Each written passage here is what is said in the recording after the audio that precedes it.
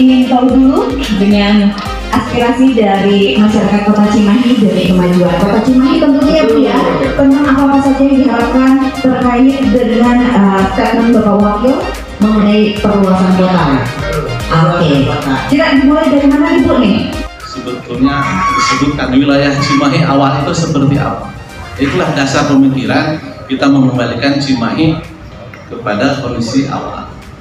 Pada saat itu saya mencoba menyusun dan kemudian juga itu dipresentasikan oleh Komisi 3 pada saat itu Kang Asep Taryana ada hadir sebagai ketua pansusnya pada saat itu untuk perluasan.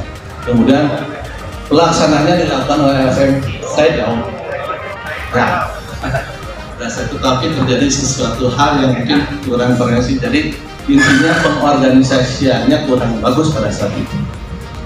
Saya mencoba tempoh hari dengan KNPI pada saat itu bagaimana meracik yang namanya perluasan Kota Cimahi berdasarkan 7 variabel. 7 variabel ini adalah kewilayahan tentunya, keamanan, kemudian lingkungan, kemudian juga pemerintahan pada saat itu. Ada 7 lah, saya agak lupa karena sudah lama. Tapi yang jelas dari sana saya ingin mengembalikan kesejarahan.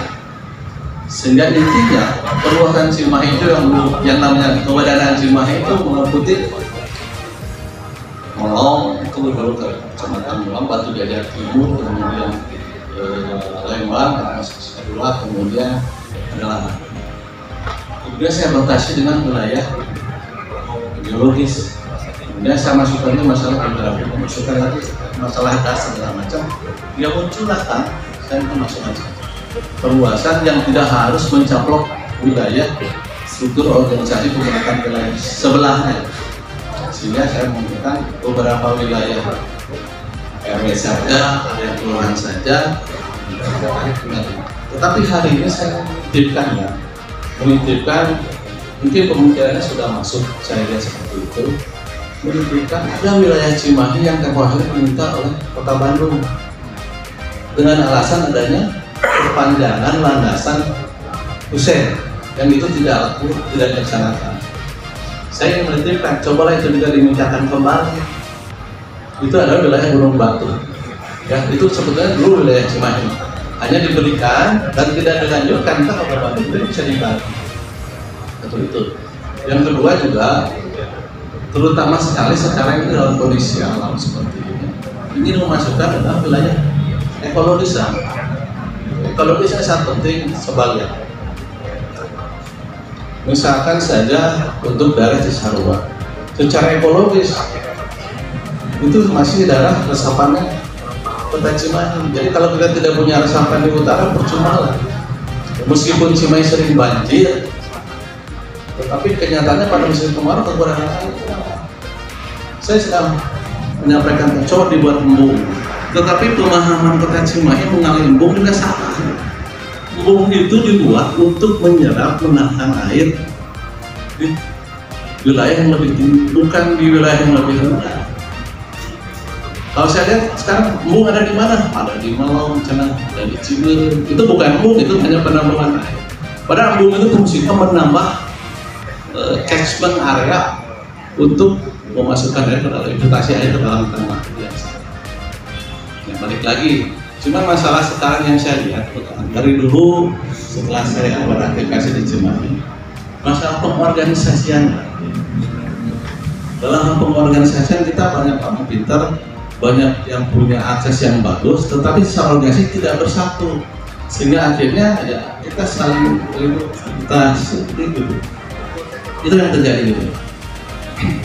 Dalam segala hal ada sebetulnya hal-hal lain. Salah satu yang dari tahun 2003 kita dengung-dengungan perluasan, tapi kita tidak pernah selesai. Sama seperti halnya dengan masalah aset Kota Cimahi. Karena ini berkaitan dengan aset sebetulnya. Nah, aset Cimahi juga sampai hari ini juga nggak beres-beres nih. Yang sudah jelas dibangun saja misalnya kayak itu status asetnya belum jelas sampai hari ini. Saya yakin berhubungan Ciberem misalkan, atau tanah yang dicincin dulu misalkan, atau tanah air yang Cimahi yang ada di Jabodipa misalkan, itu banyak yang tidak terselesaikan. Pak Rubu mungkin akan tertarik lapangan bola yang di Ciberem. Lalu kita jelas itu harus diselesaikan, niatnya harus seperti itu. Jadi jangan kita ngomong perluasan wilayah kalau sudah dimiliki saja tuh legalitasnya nggak diurus. Apalagi mau ngurus legalitas yang ada dikuasai orang lain. Jadi pertanyaan seperti itu.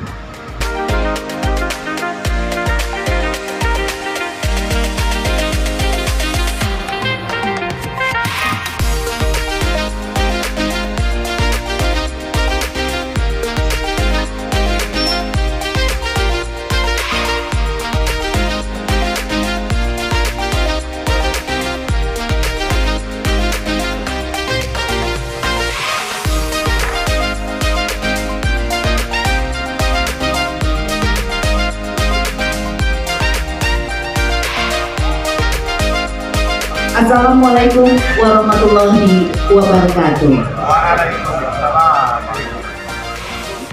Selamat siang dan selamat datang kepada yang terhormat Bapak Wakil Wali Kota Cimahi Bapak Aditya Yudhistira SE/AKCA, kemudian yang terhormat Ketua DPRD Kota Cimahi Bapak Wahyu Widiatmoko SH, dan juga para tamu undangan dan hadirin yang saya hormati.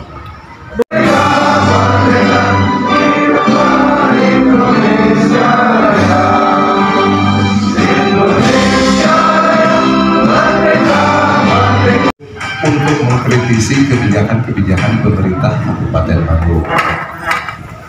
Lalu siapa saja waktu itu dalam mengkritisi, ya, Popdar akhirnya melahirkan Ketua KMPI Kabupaten Bandung yang berasal dari dari Cimahi. Kebetulan kakaknya ada di sini menjadi Ketua HKTI Kampuri. Ya. Nah itu salah satu.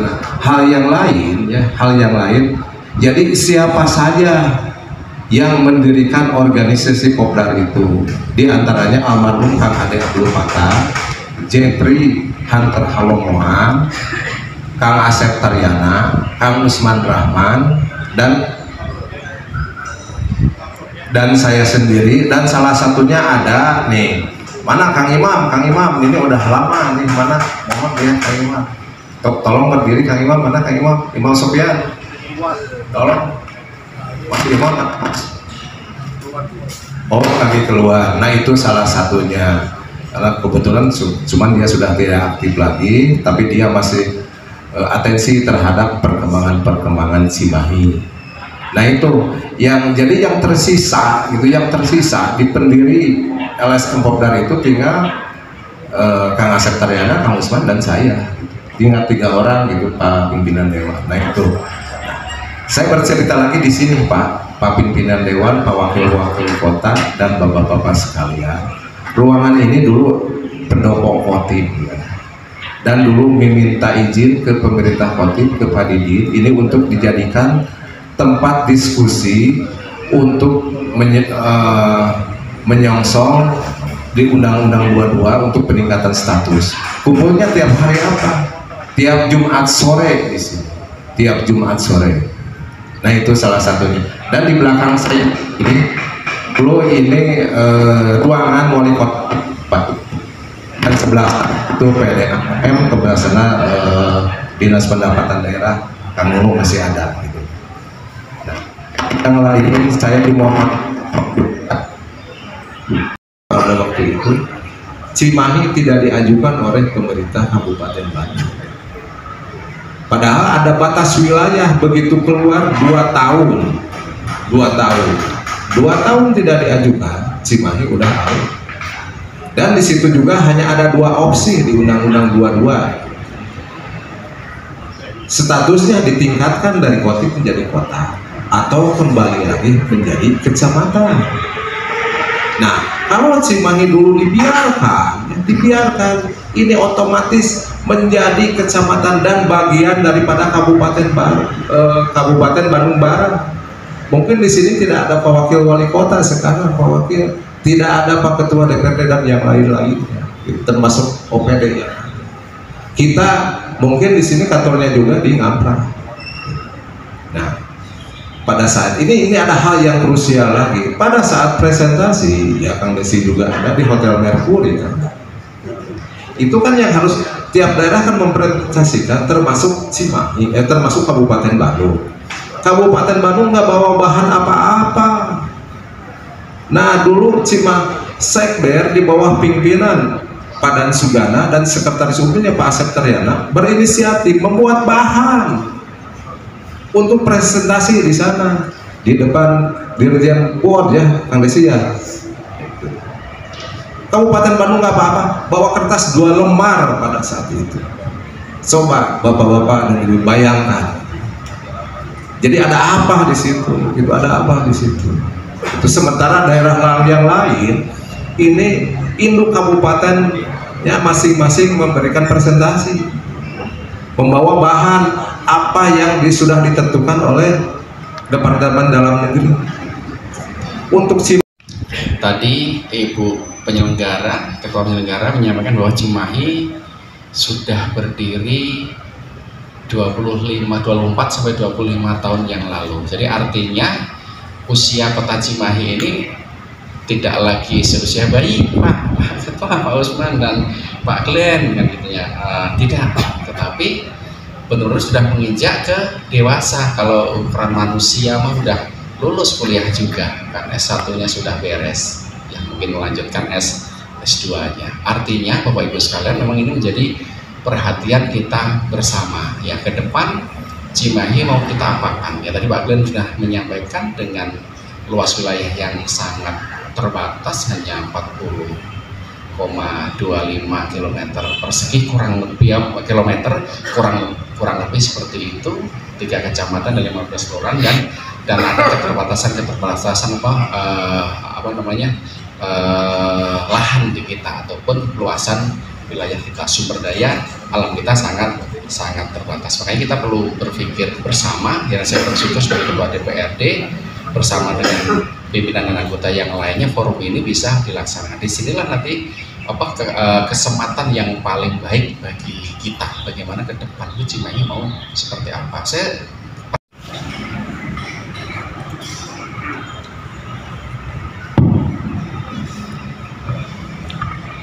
Assalamualaikum warahmatullahi wabarakatuh. Selamat siang, salam sejahtera untuk kita semua. Sampurasun. Bismillah, alhamdulillah, wassalatu wassalamu ala rasulillah, wala haula wala quwata illa billah. Aturan yang saya hormati, saya banggakan Ketua DPRD Kota Cimahi, Bapak Wahyu Widiatmoko beserta seluruh jajaran rekan-rekan semua dari DPRD Kota Cimahi. Alhamdulillah hadir banyak di sini, pimpinan komplit hampir semua. Mohon maaf tidak bisa saya sebutkan satu persatu.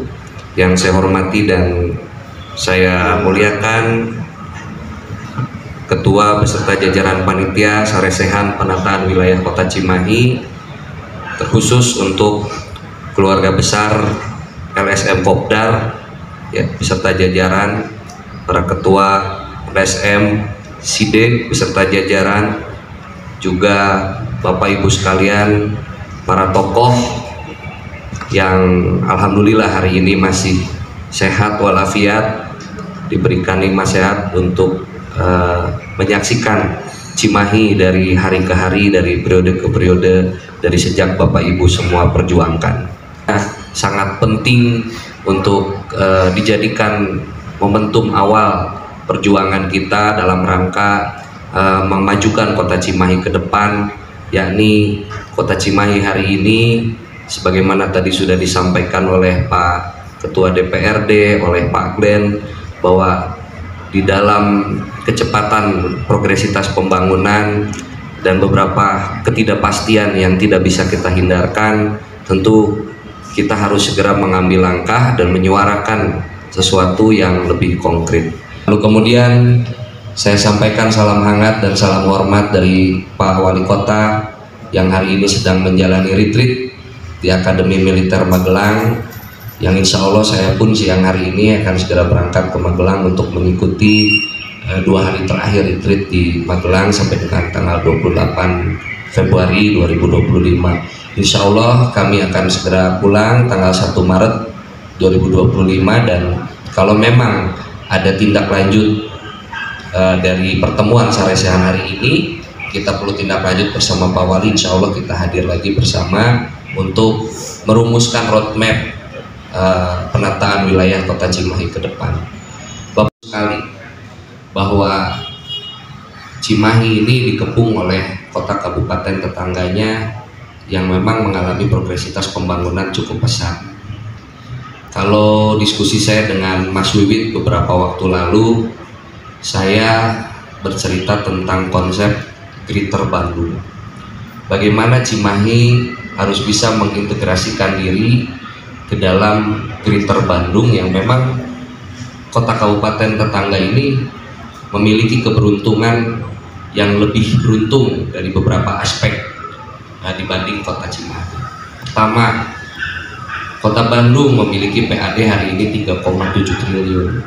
Kita masih menargetkan di tahun ini 535 miliar. Sebuah anomali antara dua kota yang sebetulnya tidak berhimpitan, berdempetan, dan tidak terpisahkan oleh sesuatu yang jauh, tidak ada selat gitu yang memisahkan antara kota Bandung dengan kota Cimahi, tetapi terjadi sebuah anomali di mana PAD kota Cimahi hanya 535 miliar, kota Bandung bisa mencapai 3,7 triliun. Persoalannya sebenarnya hampir sama. Kota Bandung hari ini kan sudah juga mengalami sebuah bubble di mana penduduknya juga semakin padat, lalu kemudian laju pertumbuhan penduduknya juga tidak bisa dicegah, sama halnya seperti kita. Nah, disinilah konsep integrasi Cimahi terhadap Greater Bandung harus mulai disuarakan. Bagi saya yang awam, saya hanya melihat Cimahi ini kadang-kadang hanya menjadi korban perlintasan saja. Tol hanya lewat saja, KCIC hanya lewat saja, lalu kemudian ada kereta api juga, walaupun ada stasiun, tapi kadang-kadang tetap yang banyak ya di kota Bandung. Nah, kami berpikir seperti ini, sederhana ini. Kalau seandainya pintu tol Baros digratiskan, saya rasa progresitas pembangunan di kota Cimahi ini akan lebih progresif. Kenapa demikian? Karena yang memisahkan antara Cimahi dengan Greater Bandung tadi salah satunya adalah exit tol. Dengan adanya exit tol Baros itu sama saja mencegah secara tidak langsung arus lalu lintas atau migrasi orang yang memang mau jalan-jalan ke Bandung. Menurut saya juga Baros ini sudah BEP harusnya, exit tol Baros ini. Jadi kalau digratiskan, Pasteur Baros kan cuma 2.500 ya. Itu akan ada dampak yang luar biasa. Kenapa? Karena data statistik saja menyatakan bahwa di tahun 2024 jumlah wisatawan yang masuk ke Bandung adalah 7,7 juta orang per tahun. Cimahi di tahun yang sama hanya berhasil meraih 45.000 orang yang berkunjung. Berarti 10%-nya pun tidak masuk ke kita. Nah itu, kalau seandainya exit Baros ini digratiskan, kemudian exit Pasteurnya digeser sebelum outer Baros, kan kalau masuk, mungkin Bapak Ibu masih ingat pintu tol Pasteur zaman dulu itu dekat dengan perempatan Pasteur Gunung Batu, lalu digeser sekarang setelah outer Baros. Nah, kami punya ide harusnya exitnya juga sejajar. Kalau exitnya sejajar dengan masuknya, berarti orang yang dari luar sana, luar Bandung Raya, masuk ke Bandung Raya, itu pintu masuknya sebelum Baros. Sehingga begitu masuk ke sana, ketika di Pasteur terjadi penumpukan, maka otomatis akan ada distribusi yang keluar melalui Baros dan digratiskan. Saya yakin kalau misalkan itu bisa dilakukan, contoh kecil saja itu, pasti akan ada progresitas pembangunan dan dampak ekonomi yang terasa. Mungkin itu yang dimaksud oleh Pak Gubernur terpilih pada saat itu, hari ini sudah Pak Gubernur definitif, menyatakan bahwa distribusi pembangunan. Ya karena memang selama ini kita kurang terintegrasi dengan Greater Bandung. Kalau memang didukung dan Bapak Ibu setuju dari hal kecil seperti itu, mungkin bisa bantu Pak Wali dengan saya akan mengirim surat ke BPJT untuk menggratiskan exit tol Baros dan mengusulkan agar exit Pasteur digeser sebelum outer Baros. Itu mungkin konsep dan pemikiran sederhana kami di dalam rangka bagaimana Cimahi ini bisa terintegrasi dengan Mitra Bandung.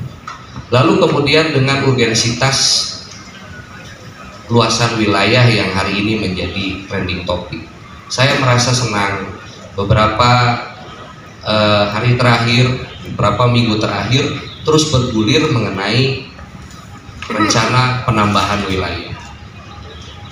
Entah apa bentuknya dan seperti apa perjuangannya, saya rasa tidak akan terwujud kalau tidak kita mulai. Walaupun saya yakin oleh Bapak Ibu sekalian pernah diperjuangkan di waktu yang lalu. Tapi mumpung seperti semesta yang menggiring juga, berbagai elemen mendukung, gubernurnya mendukung, ngobrol dengan wali kota Bandung mendukung, ngobrol dengan KBB mendukung, Kabupaten Bandung juga mendukung. Saya rasa ini eranya sudah waktunya kita melangkah jauh lebih konkret. Tahapannya seperti apa? Dulu saya yang tergambar mungkin hanya dua. Ini masuk ke dalam prolegnas atau kita mengupayakan perpu. Hanya dua dulu bayangannya. Kemarin saya diskusi dengan Pak Budi Raharja, ternyata ada lagi katanya alternatif, cuman bunyinya bukan penambahan wilayah tapi perubahan batas wilayah. Katanya cukup selesai di tingkat Kemendagri. Nah, ini sedang kita kaji. Kalau memang ada beberapa alternatif yang bisa kita tempuh, ayo kita buat. Makanya saya sangat berharap dengan Pak Wali, Saresehan ini menjadi pintu gerbang awal perjuangan kita dalam memajukan kota Cimahi ke depan, khususnya mengenai penambahan luas wilayah, agar berbagai persoalan kota Cimahi hari ini bisa dijawab sebagai kota urban, sebagai kawasan aglomerasi. Itu sih yang Pak Wali dan saya harapkan. Tentunya Pak Glenn, terima kasih, dan bapak-bapak sekalian. Pak Glenn bilang mau ngasih buku, alhamdulillah bukunya nggak putih, warnanya coklat ini mah. Jadi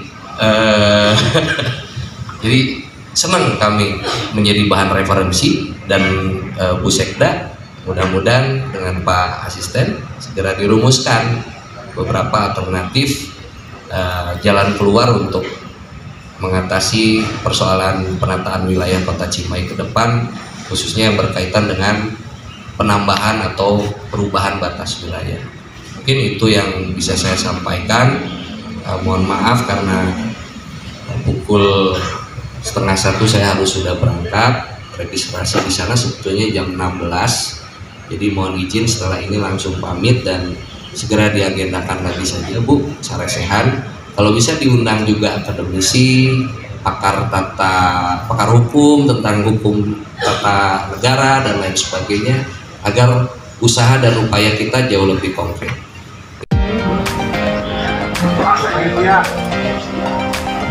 Oke, silakan untuk diserahkan Bapak. Ini adalah bukunya, kita berikan tepuk tangan.